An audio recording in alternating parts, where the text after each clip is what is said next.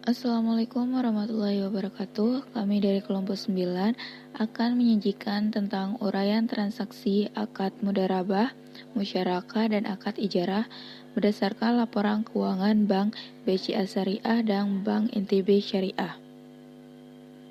Sebelumnya kami ucapkan terima kasih kepada Ibu Rahmi Sri Ramdhani SEMSI dan Ibu Siti Atika SEAK MSI selaku dosen pengampu mata kuliah akuntansi syariah.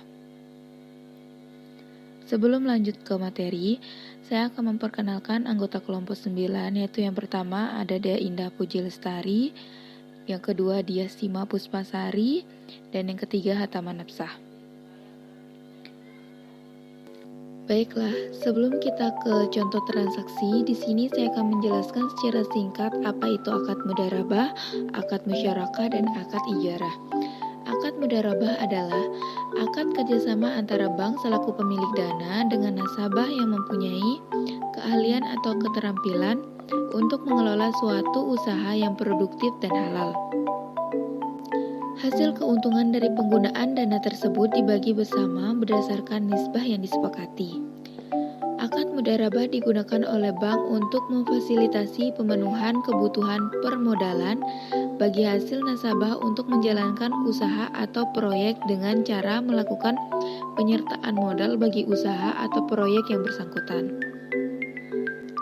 Kemudian ada akad musyarakah.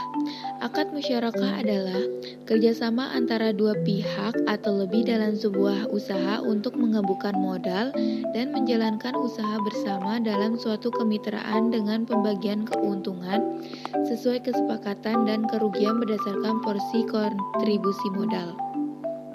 Secara etimologis, musyarakah berarti penggabungan, pencampuran, atau serikat. Dalam musyarakah, dua pihak atau lebih termasuk bank dan lembaga keuangan beserta nasabahnya dapat mengumpulkan modal lalu kemudian membentuk suatu perusahaan sebagai badan usaha. Setiap pihak yang terlibat memiliki bagian secara profesional sesuai kontribusi modal yang mereka berikan dan memiliki hak mengawasi perusahaan sesuai proporsinya masing-masing. Dalam dunia perbankan, musyarakah merupakan akad kerjasama antara bank dan nasabahnya dalam pembiayaan usaha dengan ketentuan pembagian keuntungan dan risiko sesuai kesepakatan. Kemudian ada akad ijarah. Akad ijarah menurut Sayyid Sabiq dalam fikih sunnah, al-ijarah berasal dari kata al-ajru yang berarti al-iwadu. Ijarah dapat didefinisikan sebagai akad perpindahan hak guna atas suatu barang atau jasa dalam waktu tertentu dengan pembayaran upah sewa, tanpa diikuti dengan perpindahan kepemilikan atas barang itu sendiri.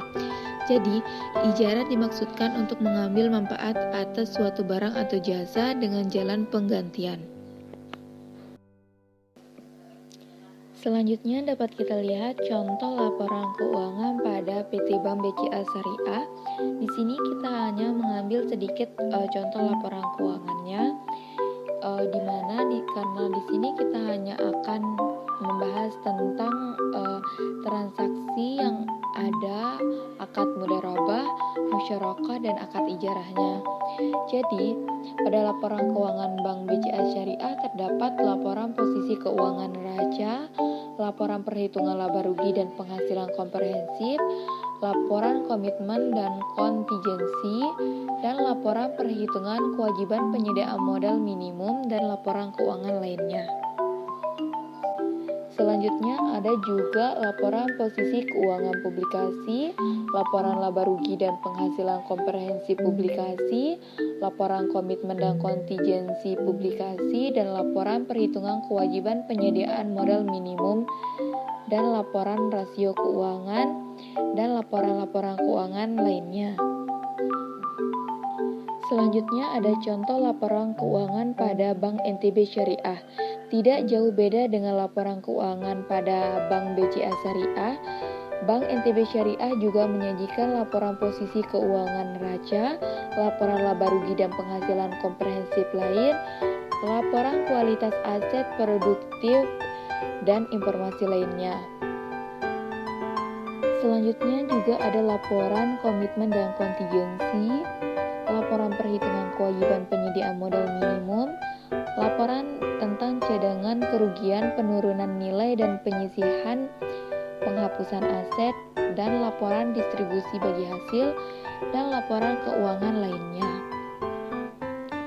Dan untuk contoh transaksi pada Bank BCA Syariah dan Bank NTB Syariah tentang akad mudharabah, musyarakah, dan ijarah akan dijelaskan oleh Dea Indah Puji Lestari dan Dia Sima Puspasari. Kepadanya dipersilahkan.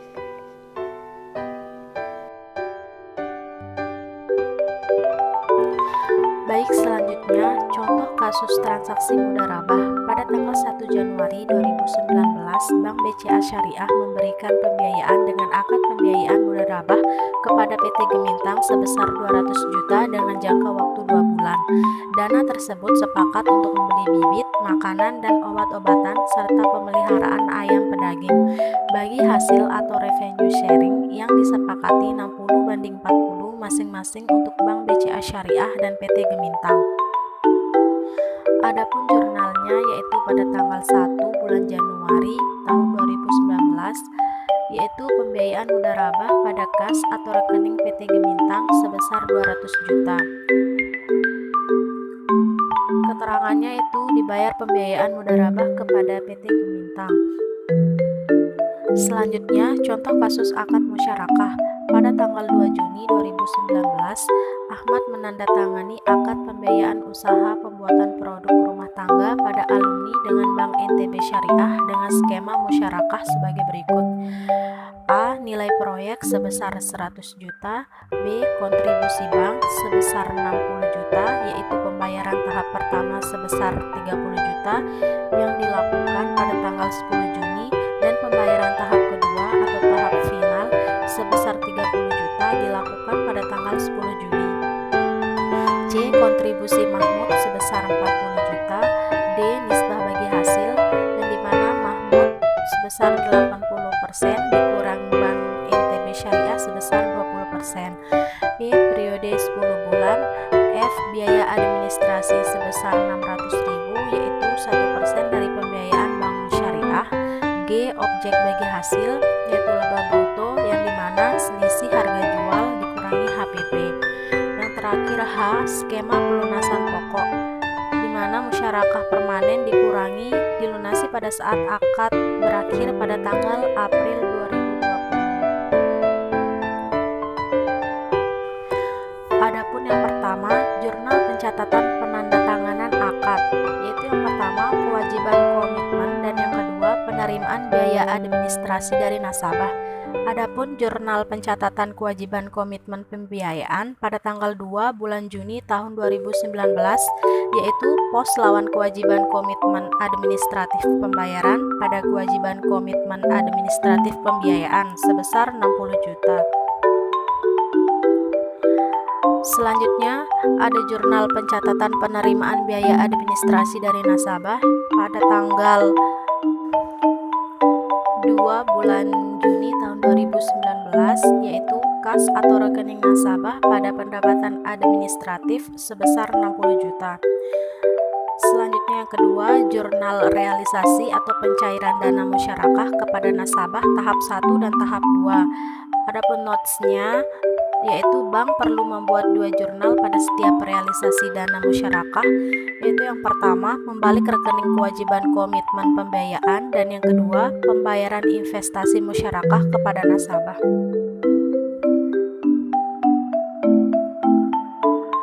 Adapun tahap 1 yaitu jurnal membalik rekening kewajiban komitmen pembiayaan pada tanggal 10 bulan Juni tahun 2019, yaitu pos lawan kewajiban komitmen administratif pembayaran pada kewajiban komitmen administratif pembiayaan sebesar 30 juta. Adapun jurnal pembayaran investasi musyarakah kepada nasabah pada tanggal 10 bulan Juni tahun 2019, yaitu investasi musyarakah pada kas atau rekening nasabah sebesar 30 juta. Selanjutnya ada tahap 2 yang dimana ada jurnal membalik rekening kewajiban komitmen pembiayaan pada tanggal 10 bulan Juli tahun 2019, yaitu pos lawan kewajiban komitmen administratif pembayaran pada kewajiban komitmen administratif pembiayaan sebesar 30 juta. Adapun jurnal pembayaran investasi musyarakah kepada nasabah pada tanggal 10 bulan Juli tahun 2019, yaitu investasi musyarakah pada kas atau rekening nasabah sebesar 30 juta. Selanjutnya yang ketiga, jurnal pembayaran dan pelaporan hasil usaha tiap bulan oleh nasabah pada tanggal 2 Juli tahun 2019 dengan laba kotor sebesar 12.500.000 dan Agustus tahun 2019 dengan laba kotor sebesar 2.500.000. Adapun notesnya, dalam pelaporan nasabah kepada Bank Syariah dapat menjurnalkan transaksi ini dengan dua alternatif pencatatan. Yang pertama, pelaporan dan pembayaran dilakukan pada saat yang bersamaan oleh nasabah, dan yang kedua, pelaporan dan pembayaran berbeda waktunya, artinya pembayaran dilakukan setelah nasabah melaporkan hasil usahanya kepada Bank Syariah. Adapun alternatif 1, yang misalnya pelaporan dan pembayaran hasil usaha oleh nasabah pada tanggal 2 Juli tahun 2019 dilakukan secara bersamaan, porsi Bank Syariah 20%, sehingga jurnalnya pada tanggal 2 bulan Juli tahun 2019 yaitu kas atau rekening nasabah pada pendapatan bagi hasil musyarakah sebesar 2 juta. Yang dimana perhitungannya yaitu 20% dikali 10 juta sama dengan 2 juta. Selanjutnya ada alternatif 2, yang misalnya nasabah baru melakukan pembayaran hasil usaha pada tanggal 20 Agustus tahun 2019, Bank Syariah tetap melakukan pencatatan pada tanggal 2 Agustus tahun 2019, yang dimana jurnalnya pada tanggal 2 bulan Agustus tahun 2019 yaitu tagihan pendapatan bagi hasil musyarakah pada pendapatan bagi hasil musyarakah akrual sebesar 2.500.000. Baik, untuk selanjutnya tabel alternatif 2 tabel kedua.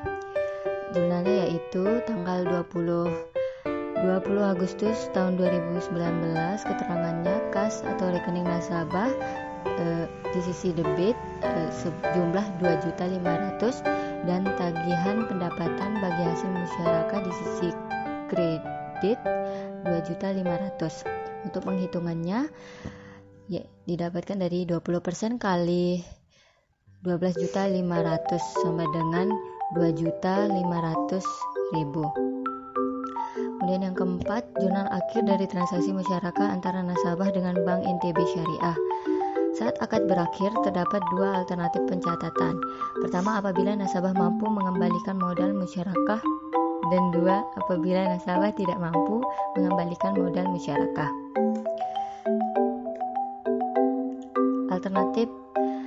Alternatif yang pertama, nasabah mampu mengembalikan modal.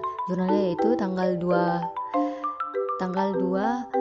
April 2020, keterangannya rekas pada sisi debit 60 juta dan investasi musyarakah pada sisi kredit 60 juta. Alternatif 2, nasabah tidak mampu mengembalikan modal. Bank Syariah akan mencatat sebagai piutang musyarakah jatuh tempo. Jurnalnya yaitu pada tanggal 2 April 2020.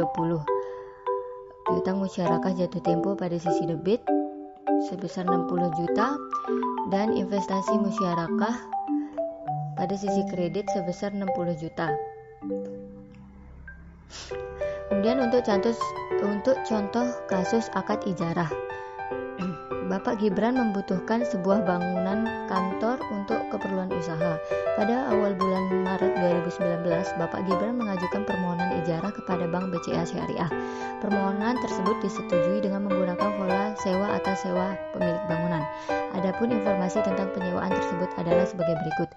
Tujuan pembiayaan modal kerja untuk sebuah bangunan kantor, jangka waktu 18 bulan, ujroh bank atau margin sewa sebesar 4.051.372 rupiah atau margin anuitas 12% periode 18 bulan. Total harga sewa 64.051.372 rupiah.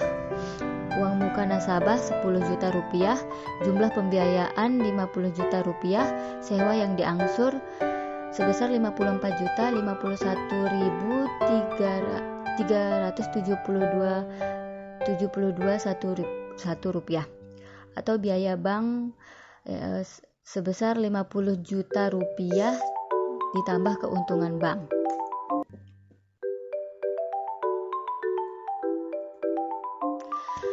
Untuk angsuran pembiayaan sebesar 3.2.854 rupiah didapatkan dari 54.051.372 rupiah dibagi 18 bulan. Untuk charges per bulan sebesar 2.777.077.7778 sedang didapatkan dari 50 juta dibagi 18 bulan. Untuk jurnal untuk transaksi berikut. 1. Tanggal 7 Maret, Bapak Gibran dan Bank BCA Syariah menyepakati akad ijarah untuk sebuah bangunan kantor. Pada tanggal tersebut, bank menyerahkan dana sebesar 50 juta rupiah pemilik bangunan kantor untuk keperluan sewa Bank Gibran. Jurnalnya yaitu harta yang diperoleh untuk ijarah pada sisi debit sebesar 50 juta dan kas atau rekening nasabah pada sisi kredit sebesar 50 juta. Nomor 2, untuk tanggal 7 April 2019 saat jatuh tempo angsuran pertama, Bank Syariah mengakui amortisasi aset ijarah sebesar 2.077.777.78 rupiah. Pada saat itu Bapak Gibran membayar angsuran ijarah pertama sebesar 3.2.854 rupiah. Jurnalnya yaitu pengakuan amortisasi. Jurnalnya yaitu beban amortisasi di sisi debit sebesar 2.777.777.78 rupiah. Kemudian pada sisi kredit akumulasi amortisasi sebesar 2.777.777.78 rupiah. Untuk pembayaran sewa angsuran, jurnalnya yaitu kas atau rekening nasabah sebesar pada sisi debit sebesar 3.002.854 rupiah. Pada sisi kredit ada pendapatan ijarah sebesar 3.002.854 rupiah. Nomor 3, tanggal 7 Mei 2019 saat jatuh tempo angsuran kedua, Bank Syariah mengakui amortisasi aset ijarah sebesar 2.077.777.78 rupiah. Pada saat itu Bapak Gibran belum dapat membayar angsuran keduanya. Untuk pengakuan amortisasi jumlahnya yaitu beban amortisasi pada sisi debit sebesar 2.777.777.78 rupiah. Pada sisi kredit akumulasi amortisasi sebesar 2.777.777.78 rupiah. Untuk pengakuan pendapatan ijarah jurnalnya yaitu piutang sewa atau porsi pokok sebesar pada sisi debit sebesar 2.777.777.78 rupiah. Piutang pendapatan sewa atau porsi ujroh sebesar 222.076.22 rupiah. Pada sisi kredit pendapatan ijarah akrual sebesar 3.002.854 rupiah didapatkan dari 4.051.372 rupiah dibagi dengan 18 bulan. Hasilnya yaitu Rp225.076,22. Nomor 4, tanggal 10 Mei 2019, Bapak Gibran melakukan pembayaran angsuran keduanya. Jurnalnya yaitu kas atau rekening nasabah sebesar pada sisi debit sebesar Rp3.854.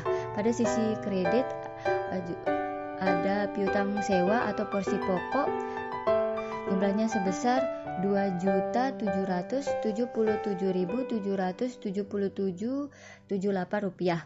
Piutang pendapatan sewa atau porsi ujroh sebesar Rp226.076,22. Ada pendapatan ijarah akrual pada sisi debit sebesar Rp3.2.854. Untuk pada sisi kredit ada pendapatan ijarah sebesar Rp3.2.854. Untuk nomor 5, transaksi nomor 5, tanggal 7 Mei 2019, Bapak Gibran membayar hanya angsuran sebesar Rp1.000.000.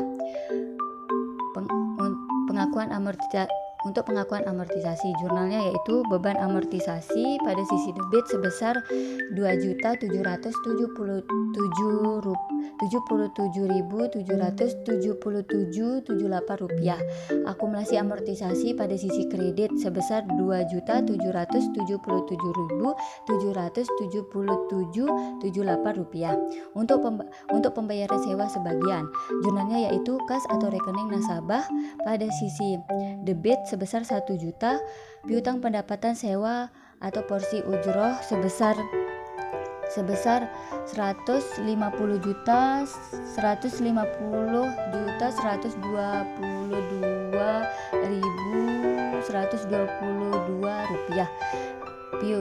Piutang sewa atau porsi pokok sebesar Rp1.878.878.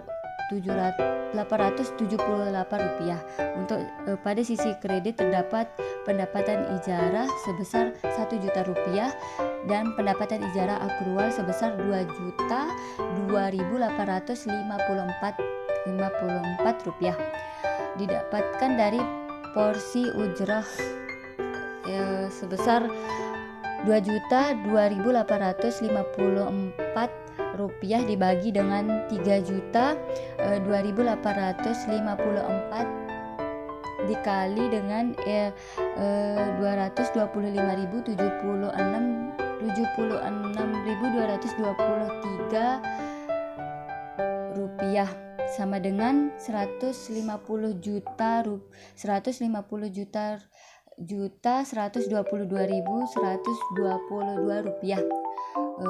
porsi pokok didapatkan dari Rp2.2.854 dikurangi dengan Rp150.122.122, hasilnya yaitu Rp1.551.878.878.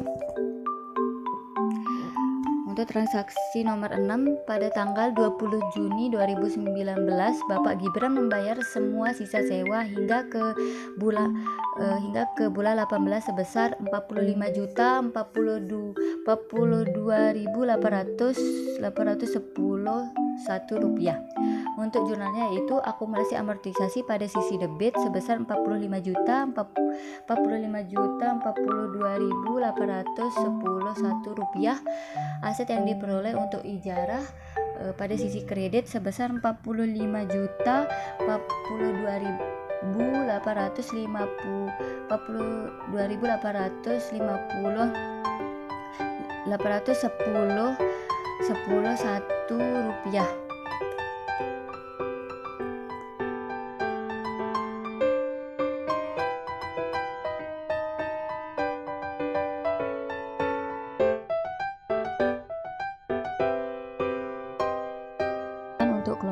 ini. Jika ada salah kata mohon untuk dimaafkan.